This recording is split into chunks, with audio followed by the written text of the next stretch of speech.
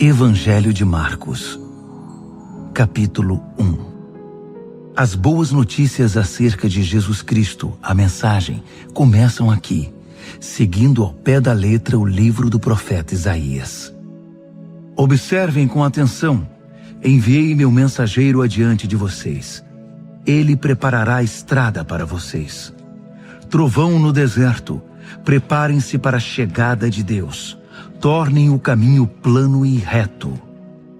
João o Batista apareceu no deserto pregando um batismo de mudança de vida que leva ao perdão dos pecados. As pessoas se atropelavam para ir a ele, desde a Judéia e Jerusalém, e enquanto confessavam seus pecados, eram batizadas por ele no Rio Jordão, como sinal de uma vida transformada. João vestia uma túnica de pelo de camelo, amarrada à cintura por um cinto de couro.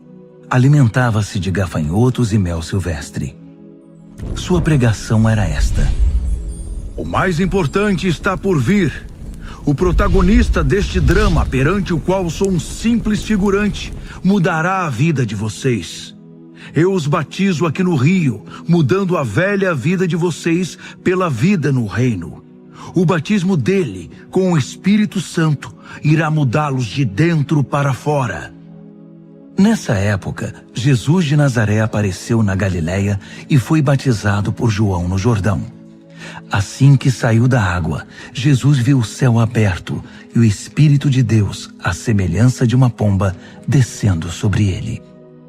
Com a visão do Espírito, ouviu-se uma voz: Você é o meu filho, escolhido e marcado pelo meu amor, a alegria da minha vida. Imediatamente o Espírito guiou Jesus ao deserto. Durante 40 dias e noites, ele foi testado por Satanás. Animais selvagens eram sua companhia e os anjos tomavam conta dele. Depois que João foi preso, Jesus mudou-se para a Galileia e ali pregava: O tempo é agora. O reino de Deus está aqui. Mudem de vida e creiam na mensagem. Caminhando pela praia do mar da Galileia, Jesus avistou Simão e seu irmão André pescando com redes. Era nisso que trabalhavam. Jesus convidou-os: Venham comigo. Vou fazer de vocês um novo tipo de pescadores. Vou mostrar como pescar pessoas em vez de peixes. Sem fazer uma pergunta, eles simplesmente largaram as redes e foram com ele. Alguns metros adiante, perto da praia, ele viu os irmãos Tiago e João, filhos de Zebedeu, que estavam no barco consertando as redes. Jesus fez aos dois a mesma proposta. Imediatamente, eles deixaram seu pai, Zebedeu, o barco e os empregados e o acompanharam. Eles entraram em Cafarnaum. Quando o sábado chegou, Jesus foi logo para a sinagoga e passou o dia lá ensinando. O povo ficou admirado com seu ensino objetivo e confiante, sem os sofismas e excitações usados pelos líderes religiosos. De repente, estando ele ainda na sinagoga, a reunião foi interrompida por um homem extremamente perturbado, que gritava: O que você veio fazer aqui conosco, Jesus? Sei o que você veio fazer aqui, Nazareno. Você é o Santo de Deus e veio aqui para nos destruir. Jesus ordenou: Quieto, saia dele. O espírito perturbador agitou o homem, protestou em voz alta e saiu. Os ouvintes, impressionados, cochichavam entre si: O que está acontecendo aqui? Um novo ensinamento com demonstração prática. Ele consegue calar espíritos demoníacos imundos e ainda os expulsa. A notícia correu rapidamente e todos na Galileia ficaram sabendo do incidente. Jesus saiu da sinagoga e foi para a casa de Simão e André, acompanhado por Tiago e João. A sogra de Simão estava de cama, ardendo em febre. Informado disso, Jesus foi até onde ela estava, pegou-a pela mão e a fez levantar-se. Tão logo a febre a deixou, ela foi preparar o jantar para eles. Ao anoitecer, depois do pôr do sol, foram trazidas a ele pessoas doentes e afligidas por espíritos malignos. a cidade inteira fez fila na porta da casa. Ele curou os corpos doentes e as almas atormentadas. Os demônios conheciam sua verdadeira identidade, mas ele não permitia que se pronunciassem. Ainda não havia amanhecido quando ele se levantou e retirou-se para orar num lugar isolado. Simão e os que estavam com ele foram procurá-lo. Eles o encontraram e disseram: Todos estão à tua procura? Jesus decidiu: vamos a outras cidades, para que eu possa pregar ali também. Faz parte da minha missão. Assim, por toda a Galiléia, ele visitou sinagogas, que era um lugar de reunião, pregando e expulsando demônios. Um leproso aproximou-se dele, ajoelhou-se e implorou: Se o Senhor quiser, pode me purificar. Emocionado, Jesus estendeu a mão, tocou o leproso e disse: Quero, fique limpo. A lepra desapareceu na hora. A pele do homem ficou lisa e saudável. Jesus o despediu com ordens estritas: não diga nada a ninguém. Apenas se apresente ao sacerdote e leve a oferta de purificação, como Moisés prescreveu, para validar a cura diante da comunidade. Mas assim que se afastou de Jesus, o homem saiu contando a cura que recebera, espalhando a notícia por toda a cidade. Jesus então passou a entrar na cidade de modo mais discreto, pois já não podia fazer isso publicamente. No entanto, ele logo foi encontrado, e o povo corria para ele, vindo de todos os lugares.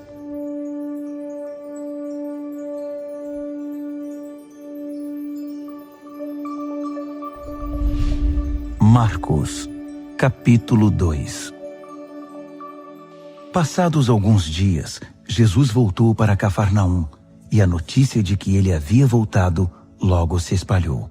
Uma multidão se formou, bloqueando a entrada da casa, de modo que ninguém podia entrar ou sair. Ele estava ensinando a palavra, quando 4 homens apareceram, carregando um paralítico. Eles não conseguiram entrar por causa da multidão. Por isso removeram parte do telhado e desceram um paralítico em sua maca. Impressionado com tanta fé, Jesus disse ao paralítico: Filho, eu perdoo os seus pecados. Alguns líderes religiosos que estavam presentes começaram a cochichar entre si. Ele não pode falar assim. Que blasfêmia! Só Deus pode perdoar pecados. Jesus sabia o que eles estavam pensando e perguntou: Por que se mostram céticos? O que acham que é mais fácil? Dizer, eu perdoo os seus pecados, ou levante-se, pegue sua maca e comece a andar? Pois bem, para que fique claro que sou o Filho do Homem e estou autorizado a fazer uma coisa e outra, voltou-se para o paralítico e ordenou: Levante-se, pegue sua maca e vá para casa. E o homem assim fez. Levantou-se, pegou sua maca e saiu andando diante de todos. Eles esfregaram os olhos, custando acreditar no que viam. Mas então louvaram a Deus. Nunca vimos nada igual! Jesus foi uma vez mais caminhar à beira-mar. E de novo, uma multidão foi atrás dele para ouvir seu ensino. Caminhando, ele viu Levi, filho de Alfeu, que era cobrador de impostos. Jesus convidou: Venha comigo. Ele se levantou e passou a segui-lo. Mais tarde, Jesus e os discípulos estavam jantando na casa de Levi, e seus convidados eram pessoas de má reputação. Surpreendentemente, alguns deles se tornaram seguidores de Jesus. Os líderes religiosos e os fariseus, vendo Jesus na companhia daquela gente, foram tomar satisfação com os discípulos. Que exemplo ele está dando, andando com essa gente desonesta e essa ralé? Jesus escutou a crítica e reagiu. Quem precisa de médico? Quem é saudável ou quem é doente? Estou aqui para dar atenção aos de fora, não para mimar os da casa que se acham justos. Os discípulos de João e os discípulos dos fariseus tinham o costume de jejuar. Por isso, alguns foram perguntar a Jesus: por que os seguidores de João e os fariseus adotam a disciplina do jejum, mas os seus seguidores não? Jesus respondeu: numa festa de casamento, vocês não economizam no bolo nem no vinho, porque estão festejando. Depois, poderão até precisar economizar, mas não durante a festa.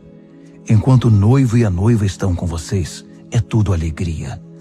Depois que os noivos forem embora, o jejum pode começar.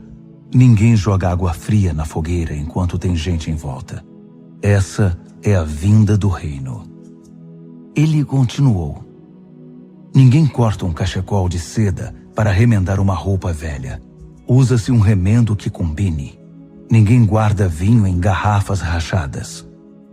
Num sábado, Jesus atravessava uma plantação de cereal. Enquanto caminhavam, os discípulos descascaram algumas espigas.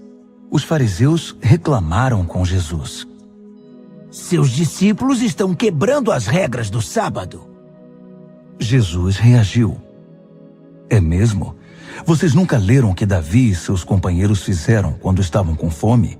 Ele entrou no santuário e comeu o pão fresco do altar na frente do sacerdote principal Abiatar, o pão santo que ninguém podia comer senão os sacerdotes, e o repartiu com os companheiros. Jesus acrescentou: o sábado foi feito para o nosso benefício. Não somos escravos do sábado. O Filho do Homem não é escravo do sábado, é o Senhor dele.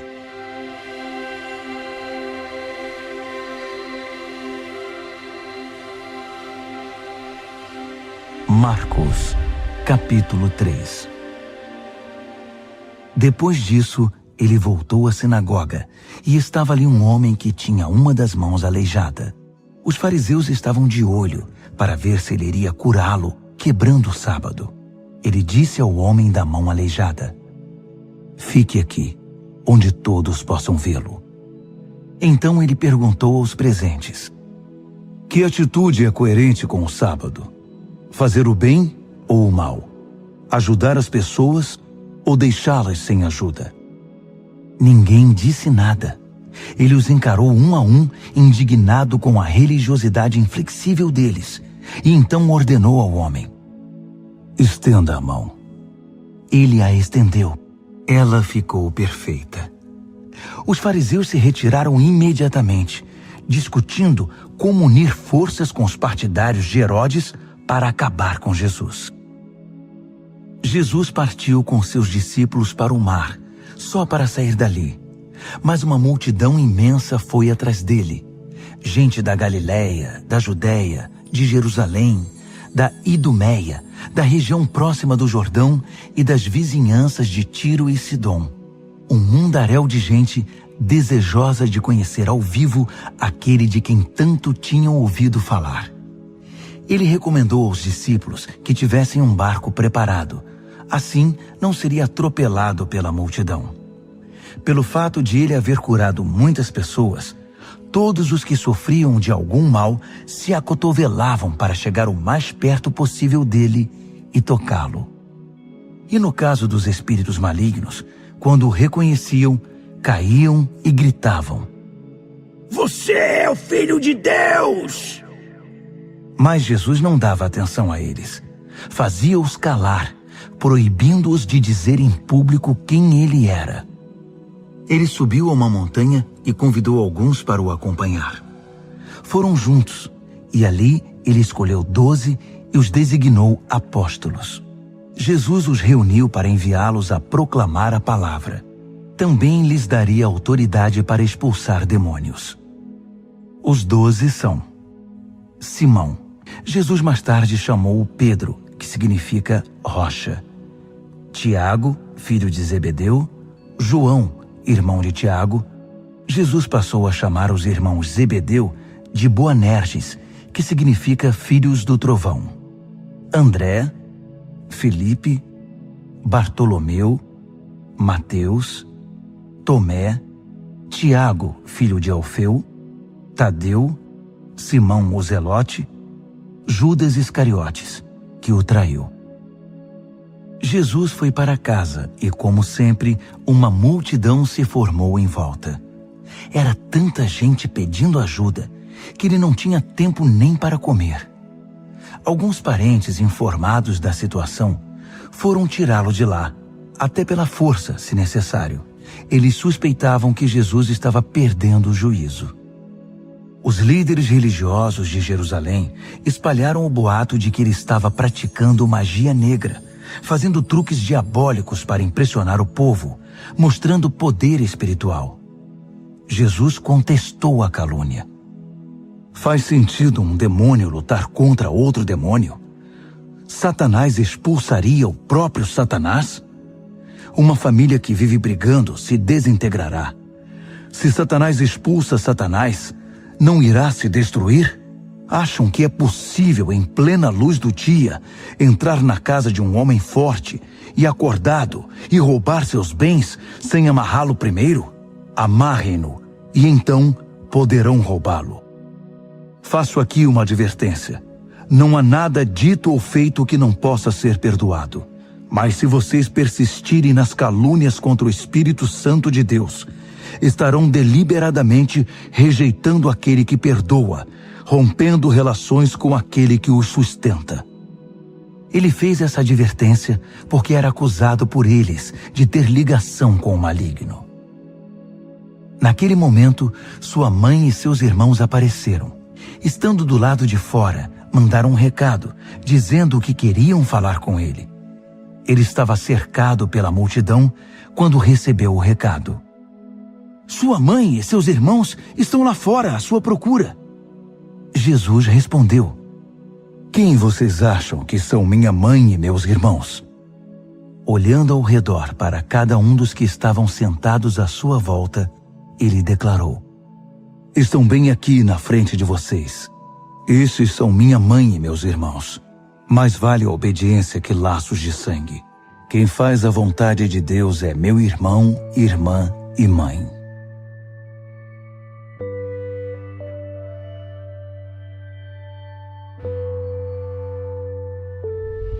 Marcos, capítulo 4. Ele voltou a ensinar à beira da praia. A multidão que se formou em torno dele era tão grande que ele entrou num barco perto da praia e assentou-se. Jesus usou o barco como púlpito, enquanto o povo se acotovelava perto da água. Ele ensinava por meio de histórias, muitas histórias. Ouçam, o que vocês acham? Um agricultor estava semeando. Enquanto fazia seu trabalho, algumas sementes caíram pelo caminho e aves as comeram. Outras caíram no meio dos pedregulhos. Brotaram rapidamente, mas não aprofundaram raízes. Com o calor do sol, secaram tão rapidamente quanto haviam brotado. Outras ainda caíram no meio das ervas daninhas. As sementes chegaram a brotar, mas foram sufocadas. Nenhuma sobreviveu.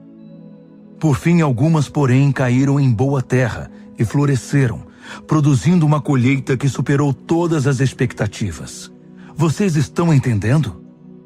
Quando eles ficaram sozinhos, os que eram mais chegados a ele, além dos 12, pediram que ele explicasse a história. Ele disse: Vocês têm o privilégio de conhecer melhor o reino de Deus. Conhecem as suas verdades. Mas para aqueles que ainda não podem ver, tudo é dito por meio de histórias, a fim de guiá-los a discernimentos mais profundos. Essas pessoas são assim. Seus olhos estão abertos, mas não veem nada. Seus ouvidos estão abertos, mas não entendem uma palavra. Recusam-se a voltar-se para Deus para receber perdão. Ele continuou: Entenderam o objetivo da história? Todas as minhas histórias têm o mesmo propósito. O agricultor planta a palavra. Alguns são como a semente que cai à beira do caminho. Assim que ouvem a palavra, Satanás arranca o que foi plantado neles. Outros são como a semente que cai no meio dos pedregulhos. Ouvem a palavra e a recebem com grande entusiasmo. Mas assim como a palavra não cria raízes, a emoção passa ou surge alguma dificuldade, não sobra nada. A semente lançada no meio das ervas daninhas é aquele que ouve a mensagem do reino, mas é vencido pela preocupação e pela ilusão de manter o que tem e de ganhar mais. A mensagem é sufocada e não sobra nada. A semente lançada na terra boa é a pessoa que ouve a palavra e a abraça, e a colheita supera todas as expectativas. Jesus continuou: alguém compra uma lâmpada para pôr debaixo do tanque ou debaixo da cama? O que se faz não é colocá-la numa prateleira? Nós não estamos guardando segredos, nós os estamos revelando. Não estamos escondendo nada, mas tornando público. Vocês estão entendendo? Ouçam bem o que estou dizendo. Fiquem atentos quando algum espertalhão ensinar que vocês podem vencer na vida por vocês mesmos. Dar é o caminho, não ganhar. Generosidade produz generosidade. A avareza empobrece. Então Jesus disse: o reino de Deus é como sementes lançadas num campo por um homem. Ele vai dormir e se esquece do que fez. A semente brota e cresce, mas ele nem imagina como isso ocorre. A terra dá conta de tudo, sem a ajuda dele. Primeiro o caule, depois a espiga e por fim o grão. Quando o grão está maduro, ele o colhe. É o tempo da colheita. Como podemos descrever o reino de Deus? Que ilustração podemos usar? É como a semente de mostarda.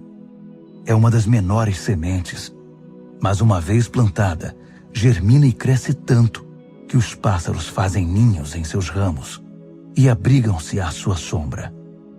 Com outras histórias semelhantes, ele apresentava sua mensagem ao povo, aplicando as histórias à experiência e compreensão deles.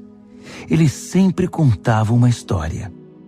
Quando estava sozinho com seus discípulos, explicava tudo, desfazendo o emaranhado. Todos os nós eram desatados. Naquele dia, ao cair da tarde, ele decidiu: vamos para o outro lado do mar. Eles entraram no barco em que ele estava. Outros barcos foram atrás deles.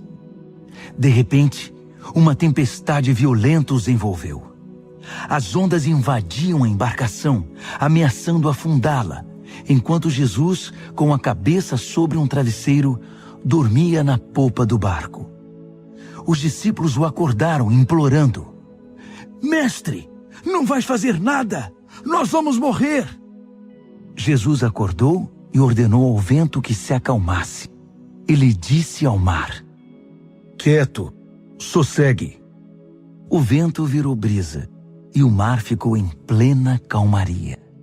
Jesus repreendeu os discípulos: por que tanto medo? Vocês não têm fé? Eles estavam apavorados e confusos. Afinal, quem é este homem? Se perguntavam. Até o vento e o mar se acalmam quando ele ordena.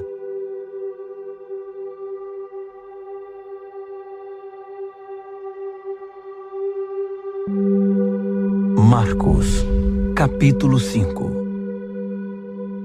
Eles chegaram ao outro lado do mar, na terra dos Gerazenos. Assim que Jesus saiu do barco, um louco, vítima de demônios, saiu do cemitério e correu para ele. O homem vivia no meio das sepulturas. Ninguém conseguia prendê-lo. Era impossível acorrentá-lo ou amarrá-lo. Ele fora amarrado muitas vezes com cordas e correntes, mas quebrava as correntes e arrebentava as cordas. Ninguém era forte o bastante para subjugá-lo. Noite e dia, vagava entre as tumbas e pelas colinas, gritando e cortando o próprio corpo com pedras pontiagudas. Quando ele viu Jesus, correu na direção dele e curvou-se reverentemente. Depois, rugiu em protesto: o que queres comigo, Jesus, Filho do Deus Altíssimo? Em nome de Deus, não me perturbes. Jesus havia ordenado ao espírito maligno: fora, saia deste homem. Jesus perguntou: "Diga-me seu nome." Ele respondeu: "Meu nome é Multidão, pois somos muitos." Em desespero, implorou a Jesus que não o expulsasse daquela região. Uma grande manada de porcos estava pastando numa colina perto dali. Os demônios então suplicaram a Jesus: "Manda-nos para os porcos, permita que vivamos neles." Jesus permitiu. Mas aos porcos aconteceu pior do que ao homem. Enlouquecidos, correram, pularam de um penhasco, caíram no mar e se afogaram. Aterrorizados, os que cuidavam dos porcos saíram em disparada e contaram o incidente na cidade e na região. Todos queriam ver de perto o que havia acontecido. Eles encontraram Jesus e viram um louco assentado, usando roupas decentes e em perfeita saúde, não mais como alguém fora do juízo. Os que haviam presenciado a cena contaram aos outros o que acontecera ao endemoniado e aos porcos. No princípio, os curiosos ficaram impressionados.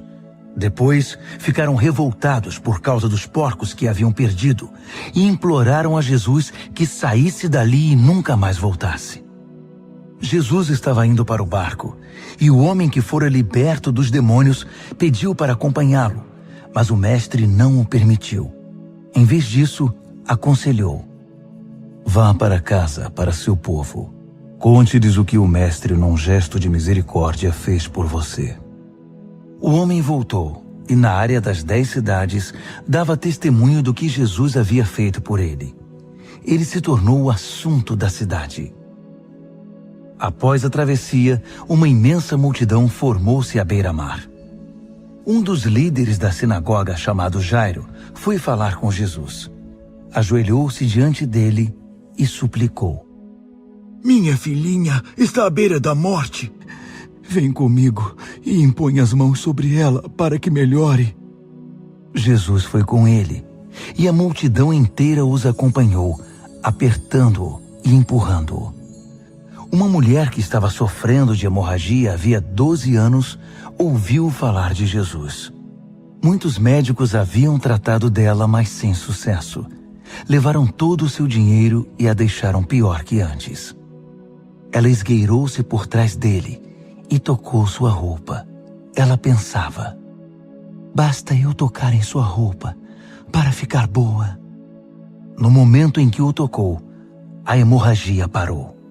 Ela pôde sentir a mudança. Sabia que estava livre daquele mal. No mesmo instante, Jesus sentiu que dele saíra poder. Voltou-se para a multidão e perguntou: "Quem tocou minha roupa?" Os discípulos disseram: "Como assim? A multidão empurra e aperta de todo lado, e o Senhor quer saber quem o tocou?" Mas ele insistiu, olhando ao redor para ver quem o tocara.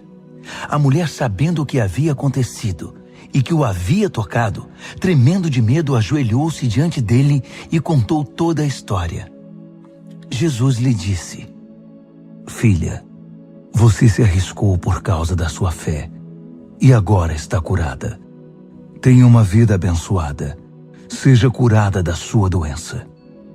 Enquanto ele ainda falava, algumas pessoas chegaram da casa do líder da sinagoga e informaram: "Sua filha morreu. Por que continuar incomodando o mestre?" Ouvindo o que diziam, Jesus tranquilizou o homem: "Não dê atenção a eles. Apenas confie em mim." Ele não permitiu que ninguém fosse com ele, exceto Pedro, Tiago e João. Entraram na casa, abrindo caminho entre os fofoqueiros, sempre ávidos por uma novidade, e pelos vizinhos que haviam trazido comida. Jesus foi ríspido com eles: "Por que todo esse falatório e essa choradeira sem sentido? A criança não está morta, está dormindo." As pessoas na casa zombavam dele, achando que ele não sabia o que estava dizendo. Contudo, Jesus dispensou todos eles, chamou o pai e a mãe da criança e seus companheiros e entrou no quarto da menina. Segurando a mão dela, ordenou: "Talita, cumi", que significa: "Menina, levante-se." Ela se levantou e começou a andar. A menina tinha 12 anos de idade. Os pais, obviamente, não continham a alegria, mas Jesus deu ordens estritas para que não contassem nada a ninguém e ordenou: deem a ela alguma coisa para comer.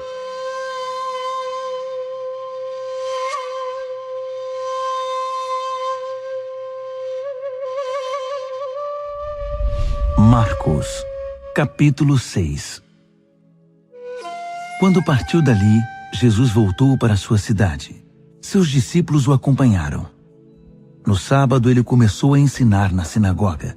Os ouvintes ficaram impressionados. Ele é muito bom, comentavam. De onde vem tanta sabedoria, tanta capacidade? Perguntavam-se. Não demorou, porém, já estavam falando mal dele. Ora, ele é apenas um carpinteiro, o filho de Maria. Nós o conhecemos desde menino. Conhecemos também seus irmãos, Tiago, José, Judas e Simão, e suas irmãs. Quem ele pensa que é? Mesmo sem conhecê-lo direito, eles o desprezavam. Jesus declarou: um profeta só não é importante em sua terra e em sua família, nas ruas em que brincou quando criança. Jesus não pôde fazer muita coisa ali. Impôs as mãos sobre uns poucos doentes e os curou. Nada mais. Não pôde vencer a resistência deles. Assim, decidiu visitar as outras cidades, ensinando o povo. Jesus convocou os 12 e enviou-os em duplas. Deu-lhes autoridade e poder para enfrentar a oposição maligna, além das seguintes instruções: não pensem que precisarão de muito equipamento para cumprir a missão. Vocês são o equipamento. Nada de depender do dinheiro. Sejam simples. Nada de hospedagem de luxo. Hospedem-se num lugar simples e contentem-se com isso. Se não forem bem recebidos e se não os ouvirem, retirem-se sem estardalhaço, sem fazer cena. É hora de dar de ombros e continuar o caminho. Então eles partiram.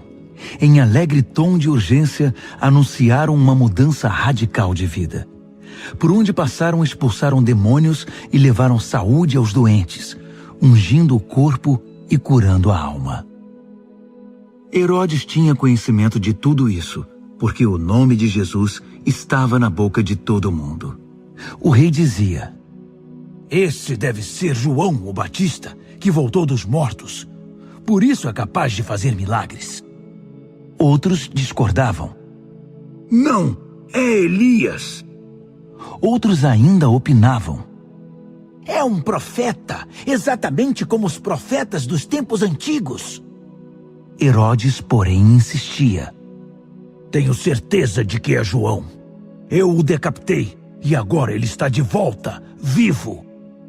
Esse Herodes foi aquele que mandara que João fosse preso e acorrentado por causa de Herodias, mulher de seu irmão Filipe. Pois João havia irritado Herodes por denunciar o adultério do rei. Fervendo de raiva, ela queria matá-lo, mas não ousou fazê-lo porque Herodes respeitava João. Convencido de que ele era um homem santo, o rei dispensava-lhe um tratamento especial. Sempre que o ouvia, sentia-se culpado. Mesmo assim, apreciava a palavra de João. Entretanto, chegou um dia especial, o aniversário de Herodes. Ele convidou toda a elite da Galileia, toda a nobreza. A filha de Herodias entrou no salão do banquete e dançou para os convidados. Ela encantou Herodes e todos os convidados. O rei disse à moça: peça-me qualquer coisa, darei o que você quiser. Entusiasmado, acrescentou: juro que divido meu reino com você se me pedir. Ela foi consultar sua mãe. O que devo pedir? Peça a cabeça de João, o Batista, foi a resposta. Empolgada, ela correu até o rei e pediu: quero a cabeça de João, o Batista, numa bandeja, e quero agora. O pedido deixou o rei abalado, mas para não perder o prestígio diante dos convidados, concedeu o que ela desejava. Ordenou que o carrasco fosse à prisão e trouxesse a cabeça de João. ele cortou a cabeça de João e trouxe-a numa bandeja. Entregou-a à moça, que a levou para sua mãe. Quando os discípulos de João souberam do fato, foram buscar o corpo e lhe deram um sepultamento digno. Os apóstolos voltaram de sua missão e relataram a Jesus tudo o que haviam feito e ensinado. Jesus disse: "Venham, vamos parar e descansar um pouco." Era tanta gente indo e vindo que eles não tinham tempo nem para comer. Eles entraram no barco e foram para um lugar mais tranquilo.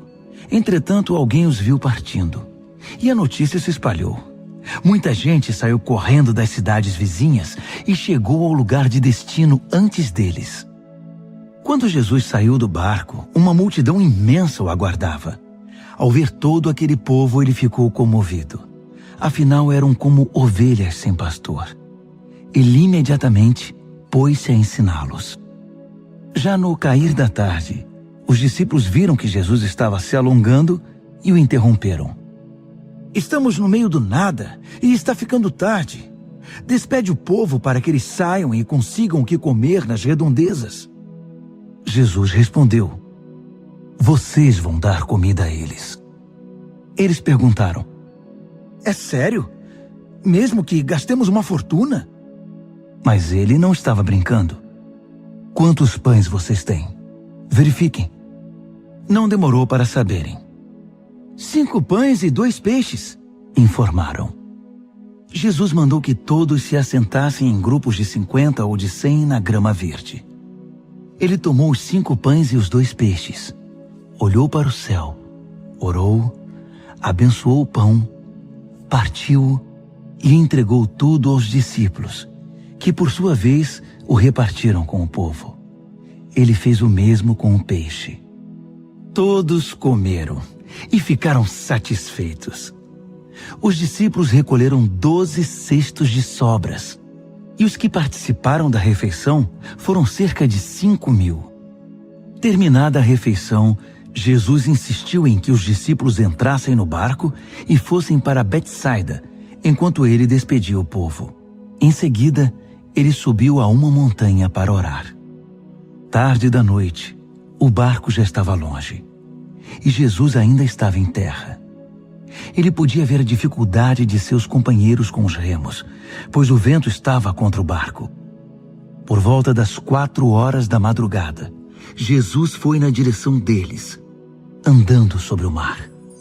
E quando se aproximou e eles o viram, pensaram que fosse um fantasma e gritaram apavorados.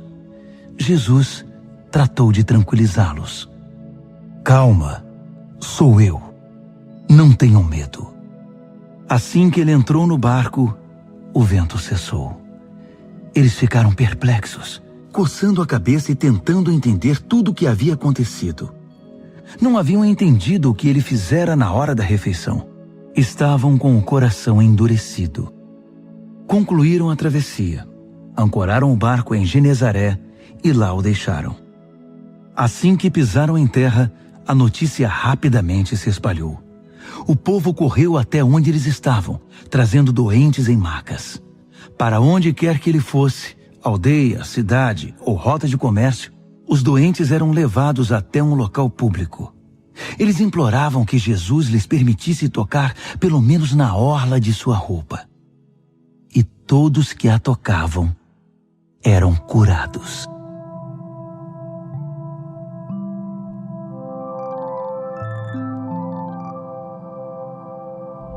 Marcos, capítulo 7. Os fariseus e alguns líderes religiosos, vindos de Jerusalém, reuniram-se à volta dele para reclamar que os discípulos dele eram negligentes com as purificações rituais antes das refeições. Os fariseus e judeus em geral jamais participariam de uma refeição sem primeiro proceder ao ritual da lavagem das mãos, principalmente se tivessem chegado da feira, para não mencionar como limpavam canecas, panelas e outras vasilhas. Os fariseus e os líderes religiosos perguntaram: "Por que seus discípulos desrespeitam as leis, fazendo as refeições sem lavar as mãos?" Jesus reagiu: "Isaías estava certo a respeito de enganadores como vocês. Ele acertou em cheio. Esse povo faz um grande show, dizendo as coisas certas, mas o coração deles não está nem aí para o que dizem. Fazem de conta que me adoram, mas é tudo encenação. Eles me usam apenas como desculpa para ensinar o que se adapta ao seu gosto, alterando o mandamento de Deus e sempre adotando modismos.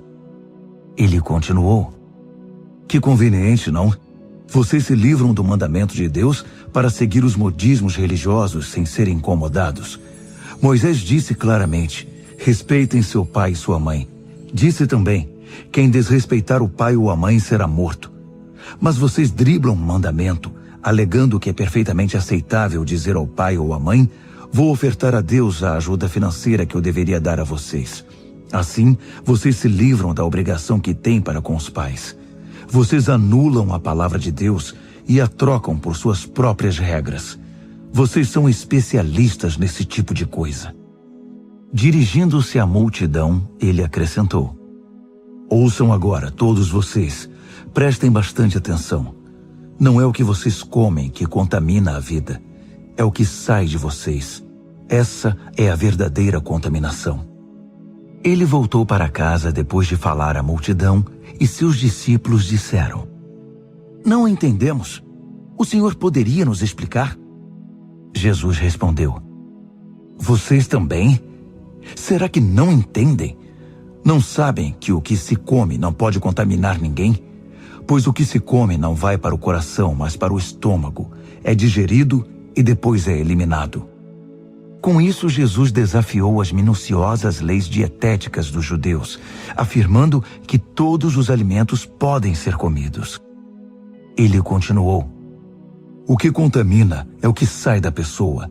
É do coração que vomitamos maus pensamentos, obscenidade, imoralidade, roubo, assassinato, adultério, cobiça, depravação, engano, bebedice, olhar maldoso, calúnia, arrogância, insensatez.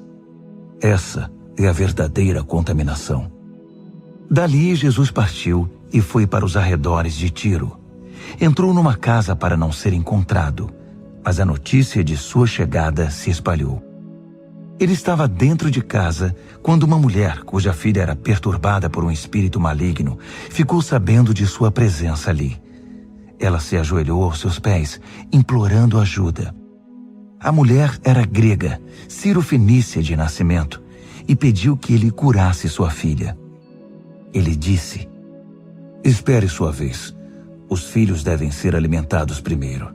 Se sobrar alguma coisa, os cães poderão comer. Ela foi rápida. Entendo, mestre, mas os cães não comem das migalhas que os filhos deixam cair? Jesus ficou impressionado. Tem razão. Vá para casa. Sua filha não está mais perturbada. A aflição demoníaca se foi.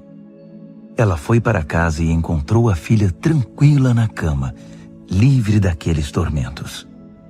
Ele deixou a região de Tiro e voltou para o mar da Galileia, passando por Sidom e pelo distrito das 10 cidades. Algumas pessoas trouxeram um homem que não podia ouvir nem falar e pediram a Jesus que impusesse as mãos sobre ele. Jesus tocou nos ouvidos do homem e passou-lhe um pouco de saliva na língua. Então orou, suspirou profundamente e ordenou: Efatá, abra-se. E assim aconteceu. O homem ouvia e falava perfeitamente. Jesus ordenou que mantivessem o fato em segredo, mas eles, entusiasmados, não paravam de falar no assunto. Diziam: ele faz tudo muito bem. Faz até o surdo ouvir e o mudo falar.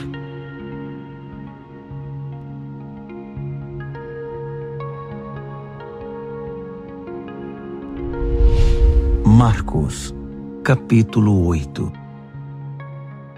Foi na mesma ocasião que Jesus outra vez se viu diante de uma multidão faminta. Ele chamou seus discípulos e disse: Estou com o coração partido por causa desta gente. Há 3 dias estão comigo e não tenho o que comer. Não posso mandá-los embora com fome. Vão acabar desmaiando no caminho. Alguns vieram de muito longe. Os discípulos perguntaram: Mas onde vamos encontrar comida suficiente para todos neste lugar deserto? Jesus perguntou: Quantos pães vocês têm? 7 pães, informaram. Jesus então mandou que o povo se assentasse. Depois de ter dado graças, tomou os 7 pães, partiu-os e entregou-os aos discípulos para que os repartissem com o povo. Havia também alguns peixes. Ele abençoou os peixes e ordenou aos discípulos que os repartissem de igual modo. Todos comeram à vontade, e foram necessários 7 grandes cestos para recolher as sobras. E os que participaram da refeição foram cerca de 4.000. Depois de despedir a multidão, Jesus entrou no barco com os discípulos e foram para Dalmanuta. Quando chegaram, os fariseus vieram pressioná-lo para que ele desse uma prova de quem era. Desafiado, Jesus perguntou: Por que esta geração pede um sinal milagroso como garantia? A verdade é que vocês não terão sinal nenhum. Dali ele voltou para o barco e dirigiu-se para o outro lado do mar. Os discípulos, porém, esqueceram-se de levar pão, exceto por um pedaço.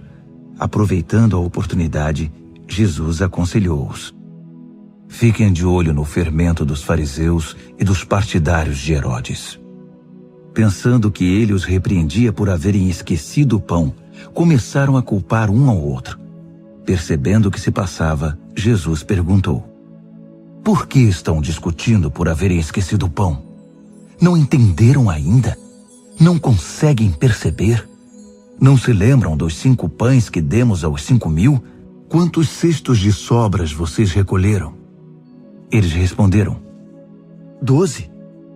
E dos 7 pães para os 4.000? Quantos cestos de sobras vocês recolheram? 7. Ele perguntou: Ainda não entendem? Ao chegarem eles a Betsaida, algumas pessoas trouxeram um cego e pediram a Jesus que o tocasse. Tomando-o pela mão, ele o levou para fora da cidade. Passou saliva nos olhos do homem, impôs as mãos sobre ele e perguntou: Consegue ver alguma coisa?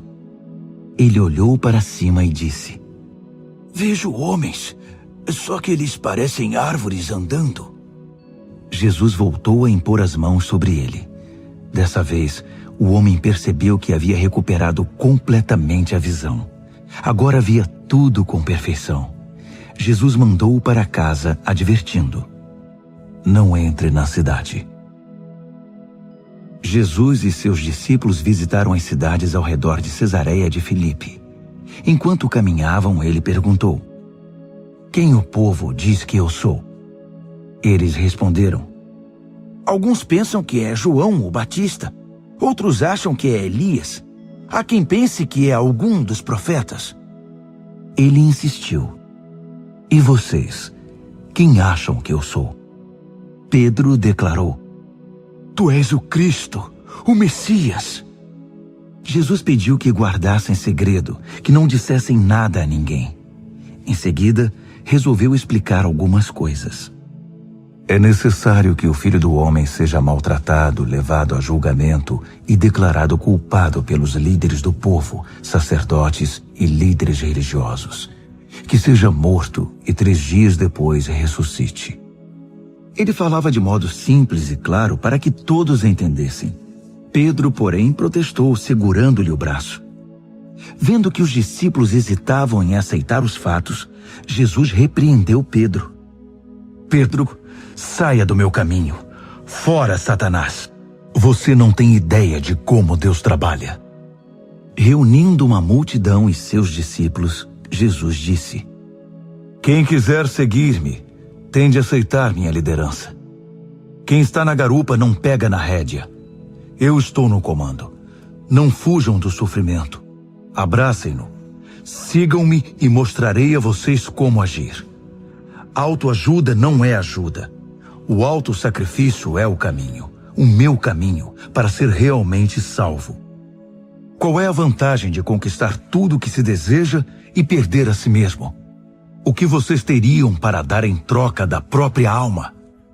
Se vocês têm vergonha de mim ou do meu caminho, por causa dos seus amigos inconstantes e sem futuro, saibam que irão enfrentar uma vergonha muito maior na presença do Filho do Homem quando ele voltar, envolto pela glória de Deus, seu Pai, com um exército de anjos.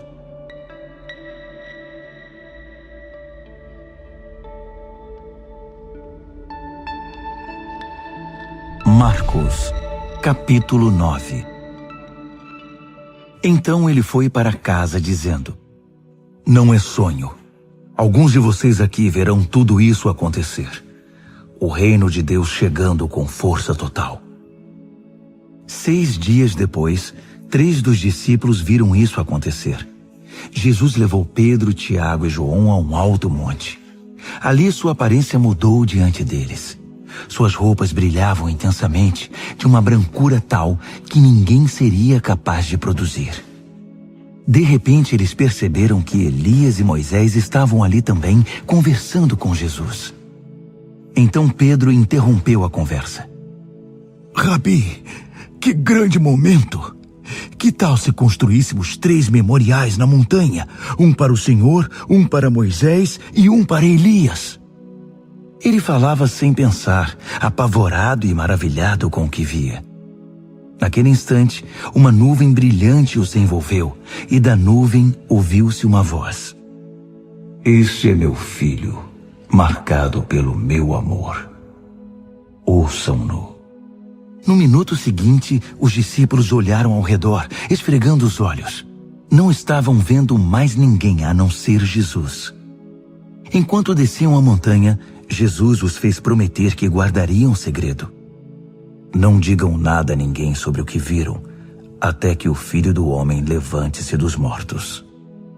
Mas eles ficaram imaginando o que significaria levantar-se dos mortos. Eles fizeram uma pergunta. Por que os líderes religiosos dizem que Elias tem de vir primeiro? Jesus explicou. Elias vem para deixar tudo pronto.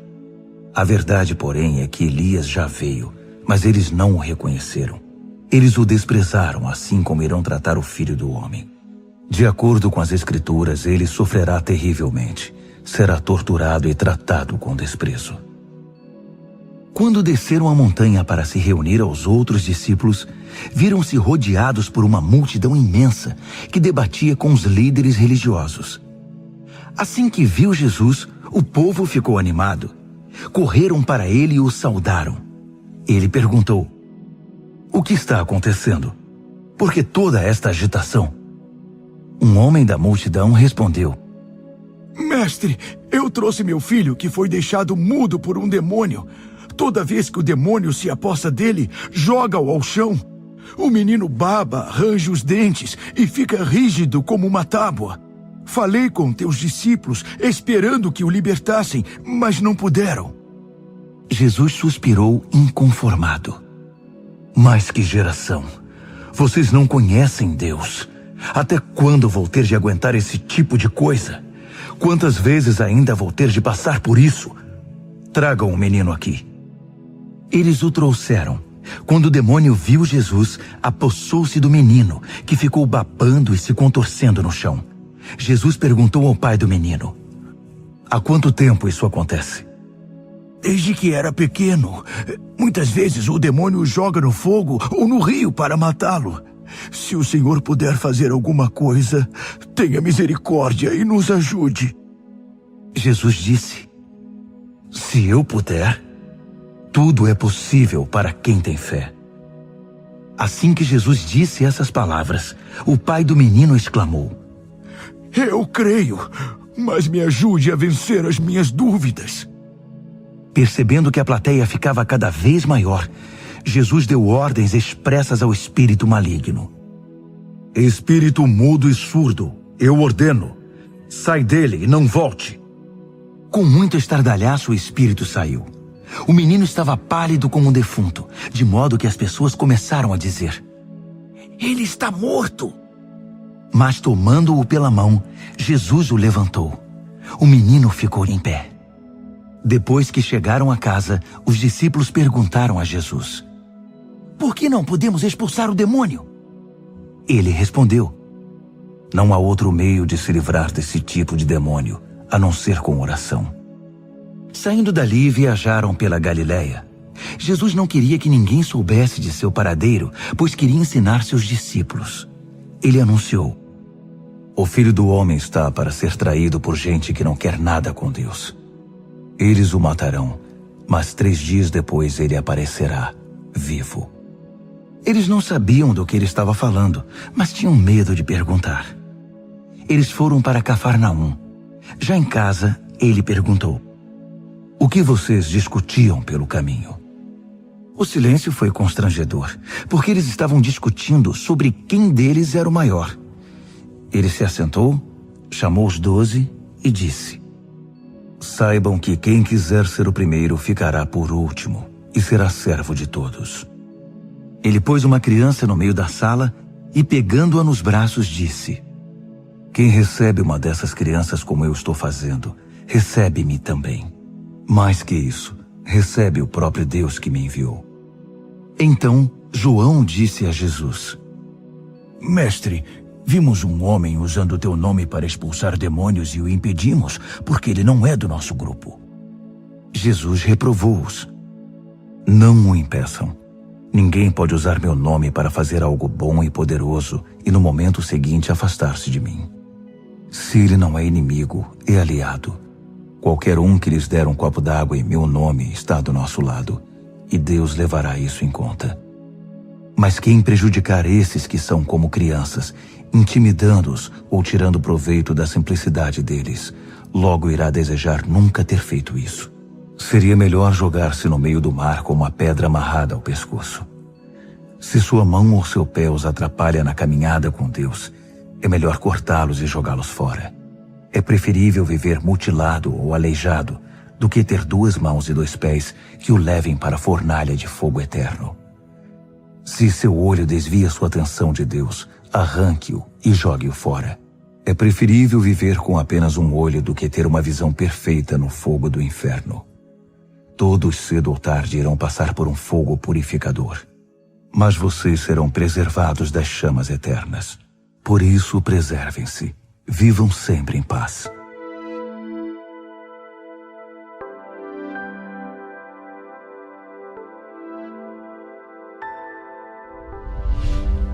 Marcos, capítulo 10. Dali ele foi para a região da Judéia, do outro lado do Jordão. Como sempre, uma multidão o acompanhava, e ele punha-se a ensiná-los. Um dia, os fariseus vieram provocá-lo. É permitido a um homem divorciar-se de sua esposa? Jesus perguntou: o que Moisés determinou? Eles responderam: Moisés deu permissão que o marido a mandasse embora, dando-lhe uma certidão de divórcio. Jesus disse: Moisés deu esse mandamento apenas como concessão ao coração duro de vocês. Na criação, no plano original, Deus fez e uniu o homem e a mulher. Por isso, um homem deixa seu pai e sua mãe, e por meio do casamento se torna uma só carne com sua mulher. Não são mais 2 indivíduos, formam agora uma nova unidade. Deus criou uma união tão perfeita que ninguém pode ter a ousadia de profaná-la, separando-os. Depois que estavam em casa, os discípulos voltaram a tocar no assunto. Jesus foi muito direto. O homem que se divorcia de sua esposa para se casar com outra comete adultério contra ela. A mulher que se divorcia do marido para se casar com outro comete adultério também. Alguns estavam trazendo crianças a Jesus, na esperança de que ele as abençoasse. Mas os discípulos deram uma bronca nessa gente. Jesus não escondeu a irritação. Não tentem afastar essas crianças. Não as impeçam de vir a mim. O reino de Deus é feito de pessoas que são como crianças. Prestem atenção. Se vocês não aceitarem o reino de Deus com a simplicidade de uma criança, nunca entrarão nele. Então, tomando as crianças nos braços, impunha as mãos sobre elas e as abençoava. Jesus caminhava pela rua e um homem veio correndo, ajoelhou-se e perguntou: Bom mestre, que devo fazer para alcançar a vida eterna? Jesus perguntou: Por que você me chama bom? Ninguém é bom a não ser Deus. Você conhece os mandamentos. Não mate, não cometa adultério, não roube, não minta, não engane, honre seu pai e sua mãe. Ele disse: Mestre, faço tudo isso desde muito novo. Jesus olhou nos olhos e, cheio de amor por ele, disse: falta algo. Venda tudo o que você tem e dê aos pobres. Toda a sua riqueza então estará no céu. Depois venha me seguir. Foi um choque. Aquela era a última coisa que ele esperava ouvir. Assim, abatido, ele se foi. Sendo muito apegado aos seus bens, não queria abrir mão de tudo. Enquanto observava, Jesus disse aos seus discípulos: vocês fazem ideia de como é difícil para os ricos entrar no reino de Deus?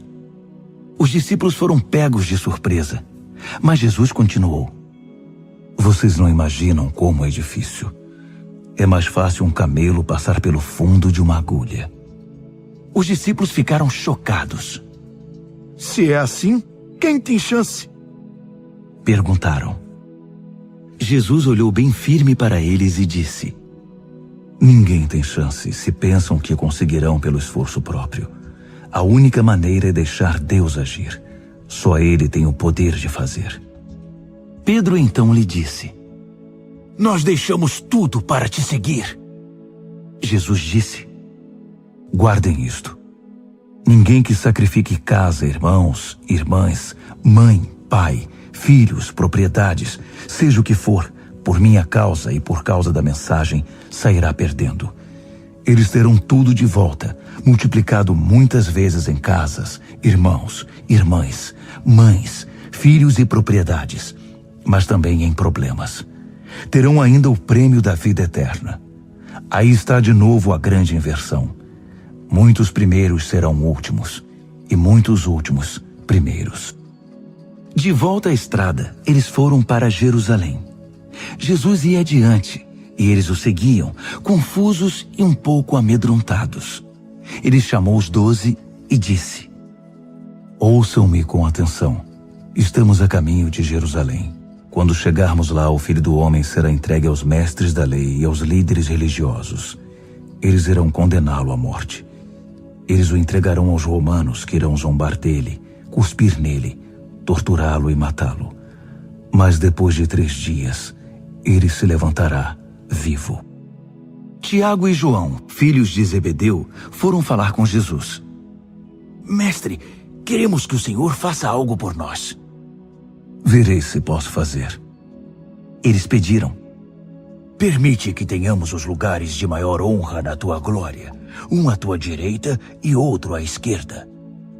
Jesus disse: vocês não fazem ideia do que estão pedindo.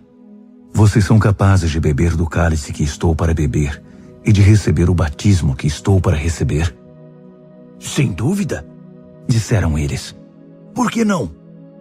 Jesus disse: pensem nisto. Vocês vão mesmo beber o cálice que eu bebo e ser batizados com o meu batismo. Mas quanto aos lugares de honra, não é comigo. Isso já está decidido. Os outros 10 ouviram a conversa e ficaram indignados com Tiago e João. Então Jesus os reuniu para consertar a situação. Ele disse: vocês já devem ter notado como o poder sobe a cabeça dos governantes deste mundo, que logo se tornam tiranos. Vocês não devem agir assim. Quem quiser ser o maior deve se tornar servo. Quem quiser ser o primeiro deve se tornar escravo. É o que o Filho do Homem faz.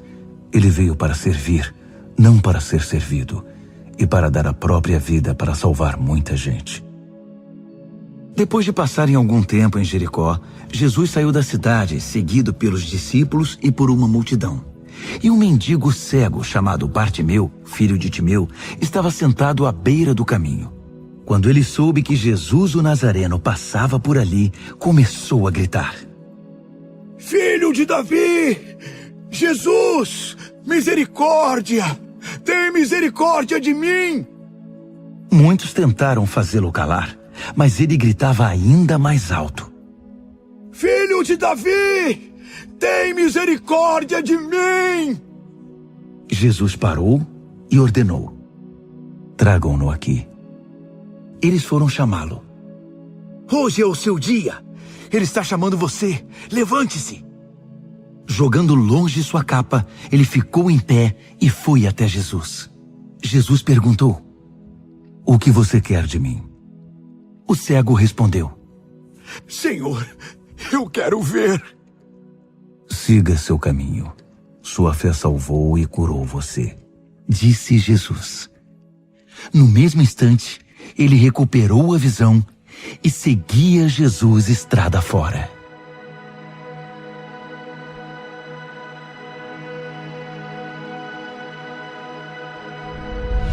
Marcos, capítulo 11. Quando se aproximaram de Jerusalém, à altura de Betfagé e Betânia, perto do Monte das Oliveiras, Jesus enviou 2 discípulos com estas instruções: "Vão à aldeia que está adiante. Ali encontrarão um jumentinho amarrado. Ele nunca foi montado. Desamarrem-no e tragam-no aqui. Se alguém perguntar o que vocês estão fazendo, digam: o Senhor precisa dele, mas vai devolvê-lo." Eles foram e encontraram um jumentinho numa rua, amarrado a um portão. Eles o desamarraram, mas alguns dos que estavam ali perguntaram: Por que estão desamarrando o jumentinho? Os discípulos responderam exatamente como Jesus os instruíra, e não foram mais incomodados. Assim, levaram o jumentinho e puseram suas capas sobre ele, e Jesus o montou. Muitos estendiam seus mantos pela estrada, dando a Jesus uma recepção de rei. Alguns lançavam seus mantos na rua, outros espalhavam ramos que haviam cortado nos campos. Havia muita gente por todo lado gritando: Hosana! Bendito é o que vem em nome de Deus! Bendito o reino do nosso pai Davi que está chegando! Hosana nos altos céus! Ele entrou em Jerusalém e foi para o templo. Parou ali para observar o movimento, mas como era tarde, voltou para Betânia com os 12. No dia seguinte, depois que saíram de Betânia, ele sentiu fome. No caminho avistou uma frondosa figueira. Aproximou-se dela para encontrar figos, mas não achou nada além de folhas. Não era a época de figos. Ele disse à árvore: "Nunca mais alguém comerá dos seus frutos." E os discípulos ouviram. Chegando a Jerusalém, entraram no templo, e Jesus começou a expulsar todos os que faziam comércio ali. Ele derrubou as mesas dos agiotas e as bancas dos vendedores de pombas. Também não permitiu que ninguém mais passasse carregando cestos pelo recinto sagrado. Ele explicou suas ações com o seguinte texto: "Minha casa foi designada casa de oração para as nações, mas vocês a transformaram em ponto de encontro de ladrões." Ao tomar conhecimento desses fatos, os principais sacerdotes e os líderes religiosos decidiram que era a hora de se livrar dele. Estavam em pânico, porque o povo se mostrava encantado com os seus ensinamentos. À noite, Jesus e seus discípulos deixaram a cidade. Pela manhã, andando pela estrada, eles viram a figueira. Estava seca até a raiz. Lembrando-se do que acontecera no dia anterior, Pedro disse: "Mestre, olha, a figueira que amaldiçoaste ficou seca." Jesus foi direto: "Assumam de fato o seu compromisso com Deus, e nada será difícil para vocês. Aquela montanha, por exemplo, basta ordenar sem dúvida ou hesitação: pule no mar, e ela obedecerá. Absolutamente tudo, do pedido menor ao maior, que vocês incluírem na oração, será atendido, se vocês de fato confiarem em Deus. E quando orarem, lembrem-se de que não se trata apenas de pedir. Se vocês têm algo contra alguém, perdoem. Só então o Pai Celestial de vocês perdoará os seus pecados." De volta a Jerusalém, eles caminhavam pelo templo. Então os principais sacerdotes, os líderes religiosos e os líderes do povo exigiram: "Mostre-nos suas credenciais. Quem deu a você autoridade para falar e agir desse modo?" Jesus respondeu: "Primeiro respondam a uma pergunta. Se a responderem, também responderei a sua. No caso do batismo de João, quem o autorizou? Deus ou os homens? Digam-me. Eles ficaram numa situação difícil e sabiam disso. Confusos, cochichavam entre si. Se dissermos Deus, ele vai perguntar por que não acreditamos nele. Se dissermos os homens, estamos em apuros, porque o povo tinha João na conta de profeta. Decidiram então dar a vitória a Jesus dessa vez. Não sabemos, responderam. Jesus concluiu. Então também não vou responder à pergunta de vocês.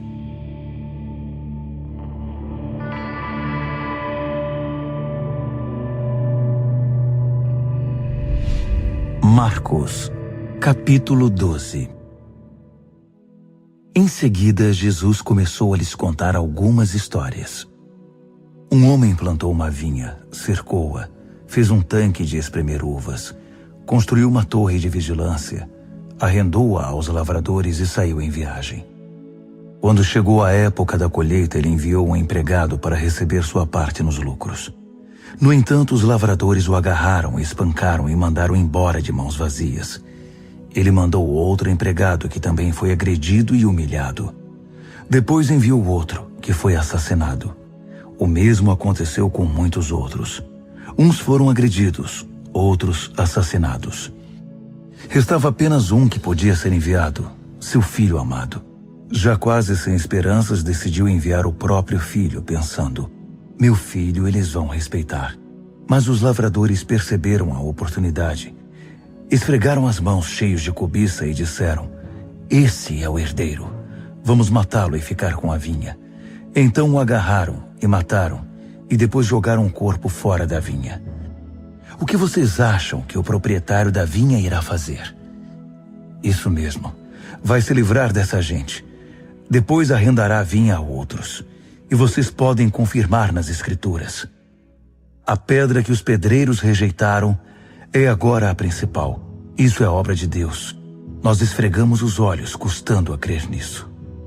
Percebendo que o recado era para eles, os líderes religiosos quiseram prendê-lo na hora. Mas como estavam receosos da opinião pública, acharam melhor recuar. Por isso saíram dali tão rápido quanto puderam. Os mesmos líderes enviaram alguns fariseus e partidários de Herodes, certos de que iriam incriminá-lo. Eles disseram: mestre, conhecemos a sua integridade. Sabemos que o senhor não se importa com a opinião popular, não explora seus discípulos e ensina o caminho de Deus com muito zelo. Diga-nos com toda a honestidade, é correto pagar impostos a César? Jesus percebeu de imediato a malandragem e disse: qual a razão desse joguinho? Por que tentam me pegar com essas armadilhas? Vocês têm uma moeda? Deixe-me vê-la. Eles lhe entregaram uma moeda. Quem é este que aparece na moeda? Que nome está gravado nela? César, disseram. Jesus concluiu: deem a César o que lhe pertence e deem a Deus o que lhe é devido. Eles ficaram de boca aberta, sem saber o que responder. Alguns saduceus, o grupo que nega a ressurreição, perguntaram a Jesus: mestre, Moisés escreveu que se um homem morre sem filhos, o irmão dele é obrigado a se casar com a viúva e ter filhos com ela. Pois bem, havia 7 irmãos. O primeiro casou-se e morreu sem filhos. O segundo casou-se com a viúva. Ele morreu, mas também não teve filhos. O mesmo aconteceu com o terceiro. De fato, os 7 se casaram com ela, mas nada de filhos. Por fim, a mulher morreu. A pergunta é esta: na ressurreição, de quem ela será esposa? Afinal, ela foi casada com cada um deles. Jesus respondeu: vocês estão raciocinando errado e vou dizer por quê. Primeiro, não conhecem as Escrituras. Segundo, não sabem como Deus atua. Depois da ressurreição, o casamento já não mais existirá. Assim como os anjos, toda a nossa atenção estará em Deus. Com respeito à ressurreição dos mortos, vocês nunca leram as Escrituras? Vejam que Deus, de dentro da sarça, disse a Moisés: Eu sou, não eu era, o Deus de Abraão, o Deus de Isaque e o Deus de Jacó. O Deus vivo é o Deus dos vivos, não dos mortos. Portanto, vocês não sabem de nada. Um dos líderes religiosos, depois de acompanhar os debates e perceber como Jesus era incisivo em suas respostas, fez uma pergunta: Qual é o mais importante de todos os mandamentos? Jesus respondeu: O primeiro em importância é o seguinte: Ouça, Israel, o Senhor seu Deus é único. Ame o Senhor seu Deus com toda a paixão, toda a fé, toda a inteligência e todas as forças. E o segundo é: ame o próximo como a você mesmo. Não há nenhum outro mandamento que se compare a esses. Um líder religioso disse: Que resposta maravilhosa, mestre! Tão lúcida e precisa. Deus é único e não há outro. Devemos amá-lo com toda paixão, inteligência e forças, e amar ao próximo como a nós mesmos. Isso é melhor que qualquer oferta ou sacrifício. Quando Jesus percebeu como aquele homem era sábio, comentou: Você está quase lá, quase no reino de Deus. A partir daquele momento, ninguém mais ousou fazer perguntas a Jesus. Enquanto ensinava no templo, Jesus perguntou: Como podem os líderes religiosos ensinar que o Messias é filho de Davi, quando todos sabemos que Davi, inspirado pelo Espírito Santo, disse: Deus disse ao meu Senhor: Assente-se aqui ao meu lado direito até que eu faça dos seus inimigos um descanso para os pés. Davi declara que o Messias é seu mestre. Como pode, então, o Messias ser também seu filho? A multidão estava maravilhada com o que ouvia. Ele continuou a ensinar: Cuidado com os líderes religiosos. O prazer deles é ostentar títulos acadêmicos, receber elogios publicamente, desfrutar posições de destaque e assentar-se nos lugares principais durante o serviço religioso. Além disso, o tempo todo eles exploram os fracos e indefesos. Quanto mais oram, pior fica a situação deles. Mas no fim, eles irão pagar por tudo isso. Assentado atrás de um gasofilácio, ele observava o povo depositar dinheiro na hora da coleta. Os ricos faziam ofertas voltosas, mas uma viúva pobre aproximou-se e ofertou 2 pequenas moedas, uns míseros centavos. Jesus chamou os discípulos em particular e comentou: A verdade é que essa viúva pobre deu uma oferta maior que a dos demais. Todos os outros deram do que não precisavam. Ela fez uma extravagância, algo que não podia fazer. Deu tudo o que possuía.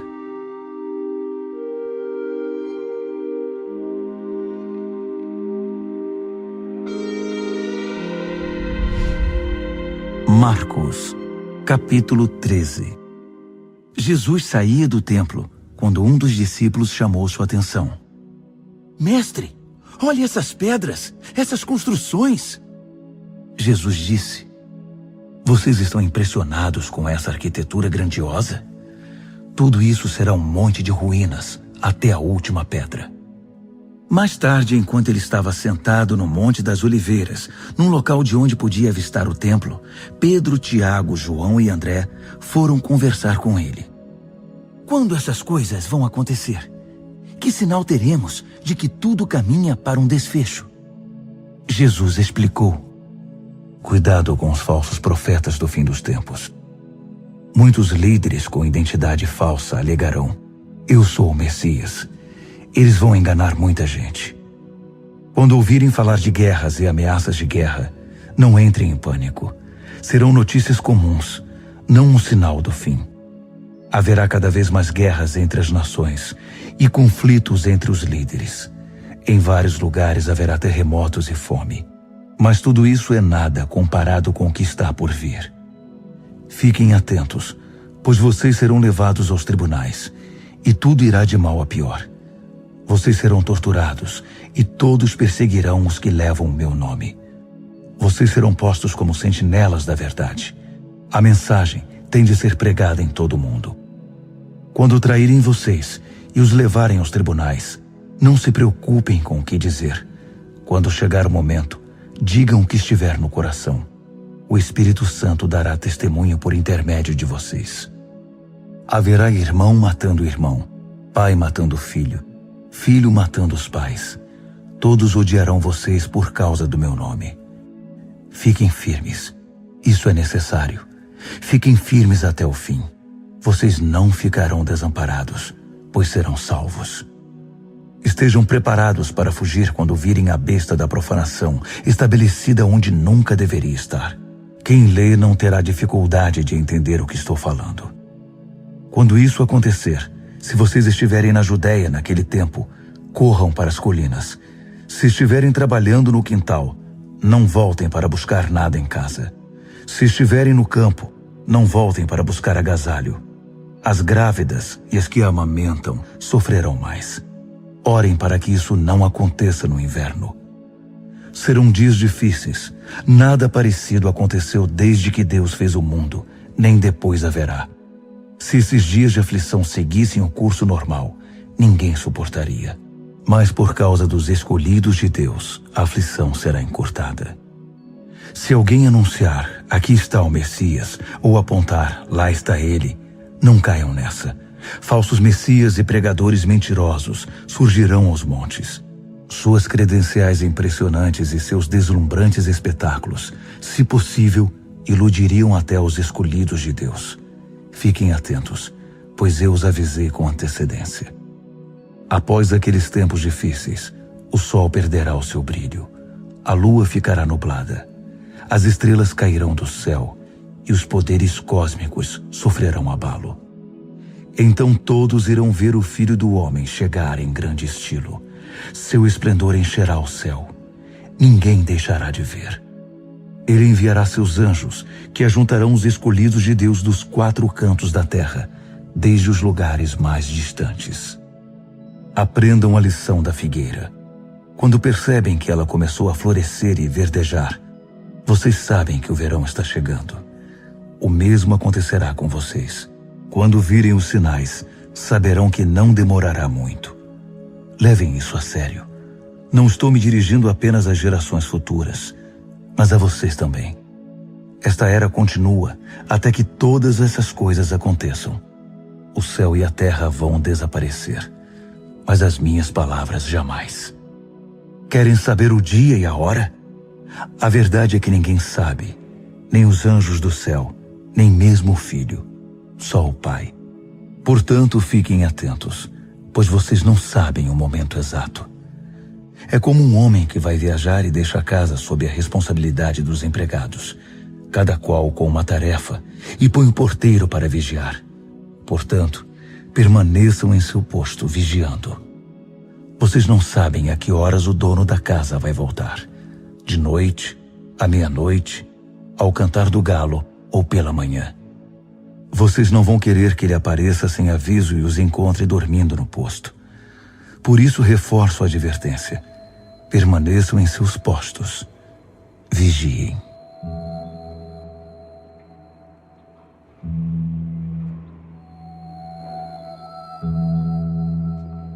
Marcos, capítulo 14.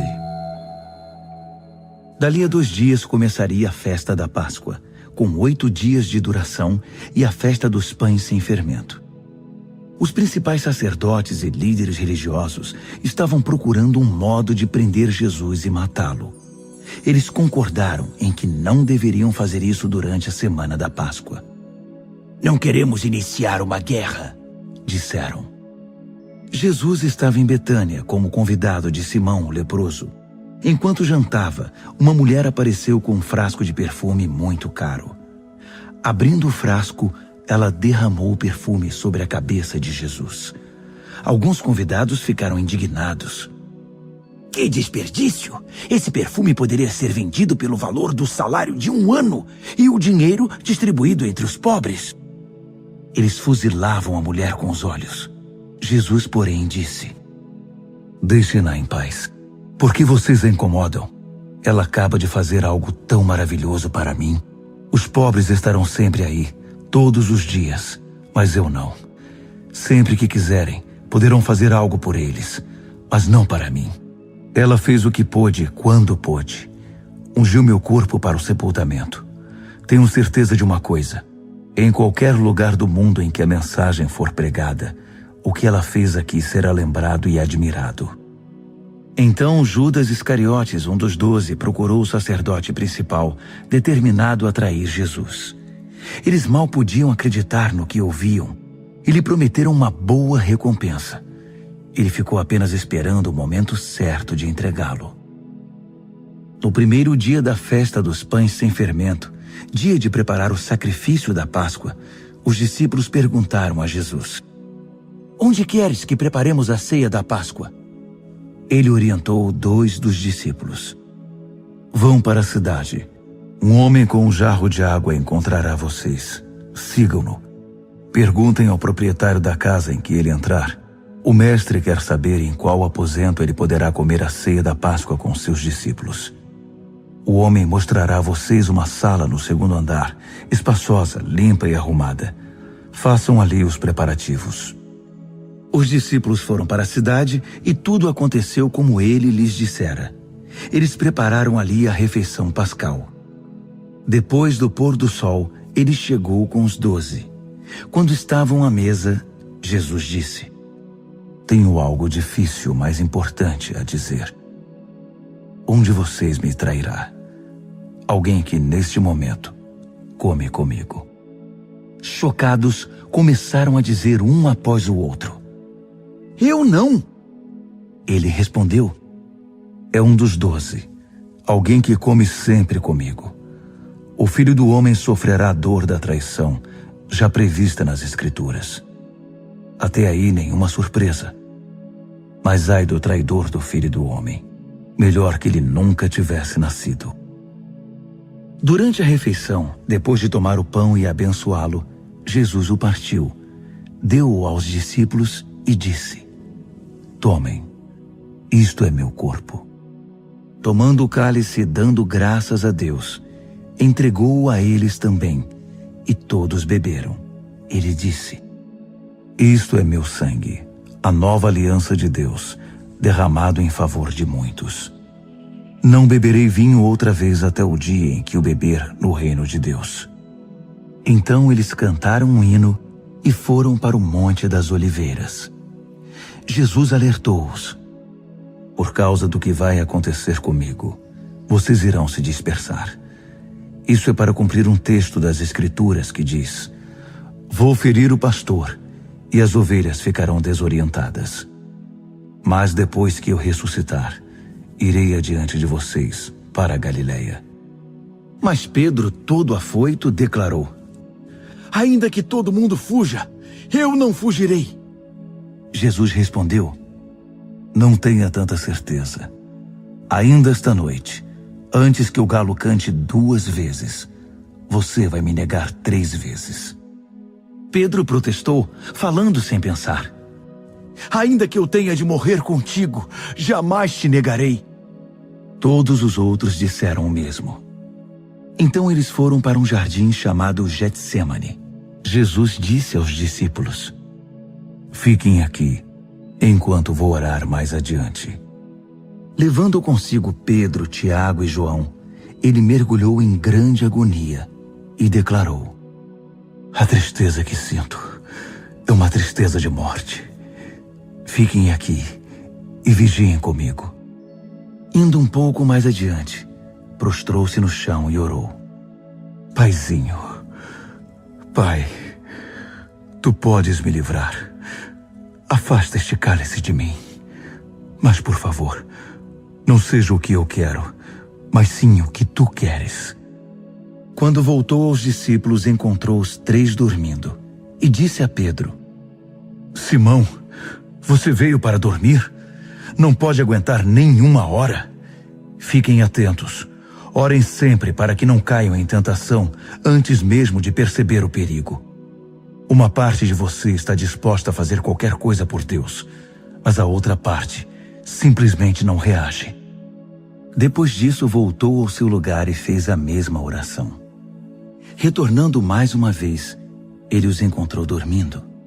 Eles simplesmente não conseguiam manter os olhos abertos e não tinham nem como se desculpar. Ele voltou pela terceira vez e disse: Vocês vão dormir a noite toda? Minha hora chegou. O Filho do Homem está prestes a ser traído e entregue nas mãos dos pecadores. Levantem-se. Vamos. O traidor chegou. Ele mal acabou de falar e Judas, do grupo dos 12, apareceu, acompanhado por um bando de maus elementos enviados pelos principais sacerdotes, líderes religiosos e demais líderes. Eles traziam espadas e paus. O traidor havia combinado um sinal com eles. Aquele a quem eu beijar é o procurado. Prendam-no. Não o deixem fugir. Ele foi direto a Jesus e o beijou, dizendo: Mestre. Os homens então o prenderam com muita brutalidade. Mas um dos que estavam com Jesus desembainhou a espada e atacou o servo do sacerdote principal, cortando-lhe a orelha. Mas Jesus reagiu. O que é isto? Vieram me buscar com espadas e paus, como se eu fosse um bandido perigoso? Dia após dia estive ensinando no templo, e vocês nunca moveram um dedo contra mim. Vocês acabam de confirmar os escritos proféticos. Nessa hora, todos os discípulos já haviam fugido. Um jovem seguia o grupo de longe. Tudo o que ele trazia sobre o corpo era um lençol. Alguns daqueles homens tentaram agarrá-lo, mas ele escapou. Fugiu nu, deixando o lençol para trás. O grupo que prendeu Jesus levou-o ao sacerdote principal, que estava reunido com os principais sacerdotes, líderes do povo e líderes religiosos. Pedro os seguira a uma distância segura. Quando chegaram ao pátio do sacerdote principal, ele se misturou com os servos e foi se aquecer perto da fogueira. Os principais sacerdotes, conspirando com o concílio judaico, tentavam achar acusações contra Jesus para condená-lo à morte. Não encontraram nada. Muitos davam falso testemunho, mas um depoimento contradizia o outro. Alguns homens apareceram com esta história. Nós o ouvimos dizer: vou derrubar o templo, construído com tanto esforço, e em 3 dias construirei outro, sem ao menos erguer a mão. Mesmo assim, não havia plena concordância entre os relatos. Nesse momento, o sacerdote principal levantou-se e perguntou a Jesus: O que você tem a dizer dessa acusação? Jesus não deu resposta.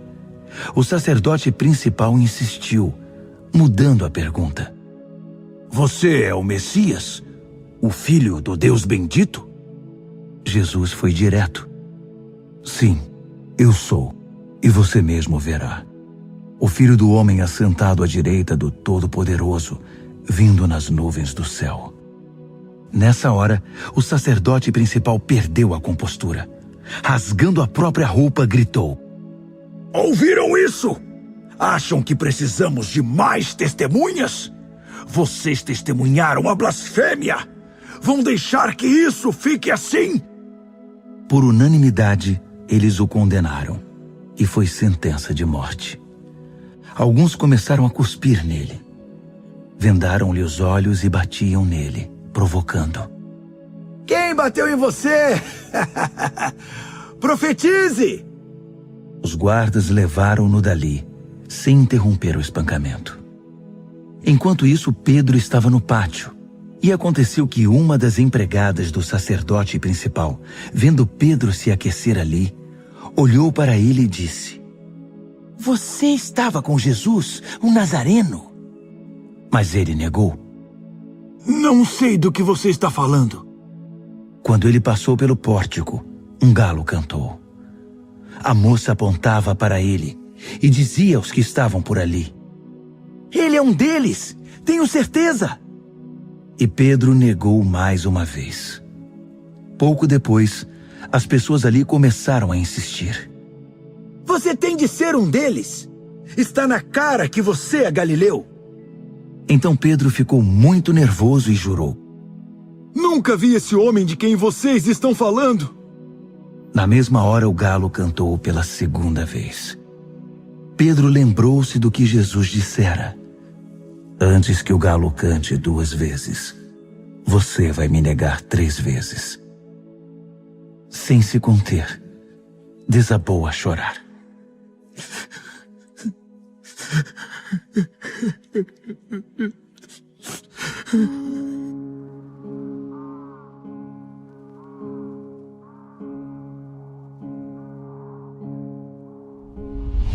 Marcos, capítulo 15.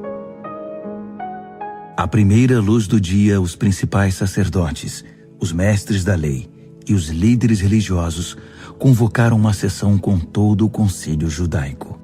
Eles amarraram Jesus com cuidado e foram levá-lo a Pilatos. Pilatos perguntou: Você é o rei dos judeus? Jesus respondeu: se você diz. Os principais sacerdotes derramaram diante do governador um dilúvio de acusações. Pilatos insistiu: Você não vai responder nada? São muitas acusações. Mesmo assim, ele ficou em silêncio. Pilatos ficou impressionado. Havia o costume de se libertar um prisioneiro na festa, qualquer um que o povo pedisse. Na ocasião, havia outro prisioneiro chamado Barrabás, preso com revoltosos que haviam cometido assassinato num levante contra Roma. A multidão logo iria apresentar seu pedido, e Pilatos se antecipou a eles. Vocês querem que eu liberte o rei dos judeus? O governador sabia que fora por pura inveja que os sacerdotes haviam entregado Jesus. No entanto, os principais sacerdotes haviam orientado a multidão para que pedissem a libertação de Barrabás. Mas Pilatos perguntou: Então, o que farei com este homem que vocês chamam rei dos judeus? Eles gritaram: Crucifique-o! Pilatos objetou: Mas por qual crime? Contudo, eles gritavam ainda mais alto: Crucifique-o! Pilatos atendeu ao pedido da multidão. Libertou Barrabás e entregou Jesus para ser açoitado e crucificado. Os soldados levaram Jesus ao palácio, chamado Pretório, e reuniram uma tropa inteira. Vestiram-no com um manto de púrpura e puseram uma coroa de espinhos na cabeça dele. Então, começou a zombaria.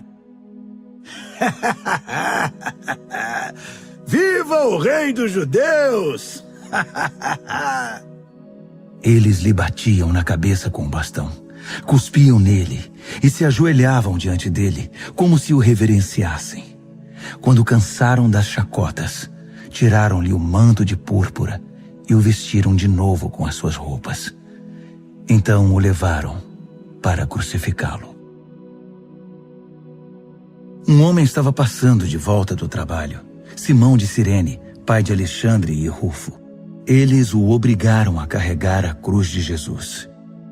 Os soldados levaram Jesus ao Gólgota, que significa colina da caveira. Ofereceram-lhe vinho misturado com mirra para aliviar a dor, mas ele não aceitou. Então o pregaram na cruz. Depois fizeram um sorteio para ver quem ficaria com suas roupas. Jesus foi crucificado às 9 horas da manhã. A acusação, o rei dos judeus, foi escrita numa placa.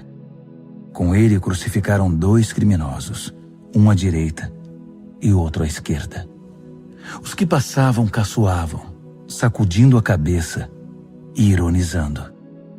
Você alegou que poderia destruir o templo e reconstruí-lo em 3 dias?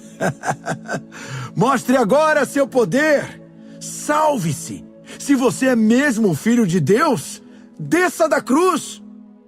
Os principais sacerdotes e os líderes religiosos também estavam ali, misturados ao povo, divertindo-se e zombando de Jesus. Ele salvou os outros, mas não pode se salvar.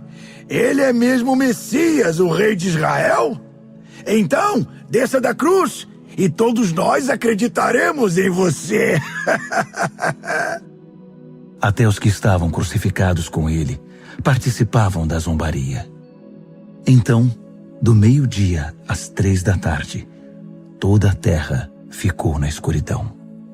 Cerca das 3 horas da tarde, Jesus gritou bem alto: Eloi, Eloi, lama sabachthani. Que quer dizer: meu Deus, por que me abandonaste? Alguns dos que viram aquilo o ouviram e disseram: Ele está chamando Elias. Um deles correu, pegou uma esponja mergulhada em vinagre e ergueu-a numa haste e deu-o de beber a Jesus e disse: Vamos ver se Elias vem para tirá-lo daí. E depois de um grito de dor, Jesus deu seu último suspiro. Naquele instante, a cortina do templo rasgou-se ao meio, de alto a baixo.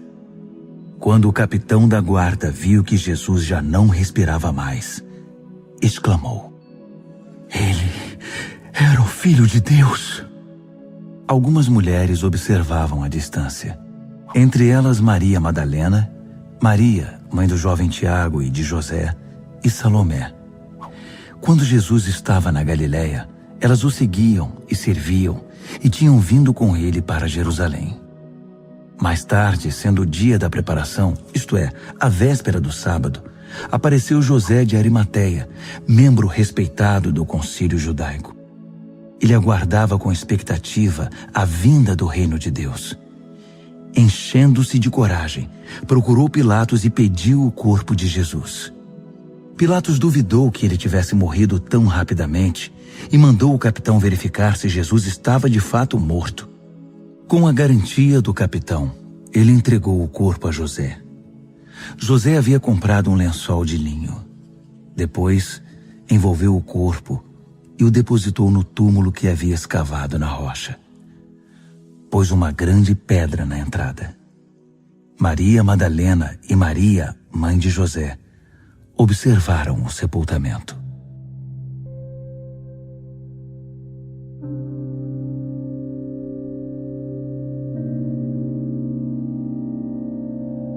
Marcos, capítulo 16.